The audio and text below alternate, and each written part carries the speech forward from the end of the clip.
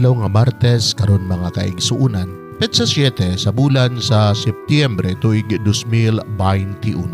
Ang pagbasa kinutlo gikan sa Ebanghelyo sumala ni San Lucas kapitulo 6 bersikulo 12 ngadto sa 19. Niadtong panahona mitunga si Jesus sa usa ka bungtod aron pag-ampo ug sa tibuok gabii nag-ampo siya sa Dios. Sa pagkabuntag na, gitawag niya ang iyang mga tinun-an ug gipili niya ang 12 kanila nga ginganlan niyag apostoles. Si Simon nga iyang ginganlag Pedro ug ang iyang igsuon nga si Andres, si Santiago ug si Juan, si Felipe ug si Bartolome, si Mateo ug si Tomas, si Santiago nga anak ni Alfeo ug si Simon nga gitawag niyag Patriota, si Judas nga anak ni Santiago ug si Judas Iscariote ang nahimong mabudhion.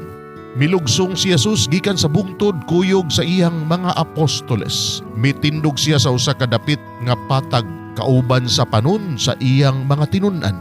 Didto sa may dakong panon sa mga tao nga gikan sa tibok Judea ug Jerusalem ug sa mga siyudad sa kabaybayunan sa Tiro ug sa Sidon. Nangadto sila kang Jesus aron pagpamati kaniya ug aron ayuhon sila sa ilang mga balatian.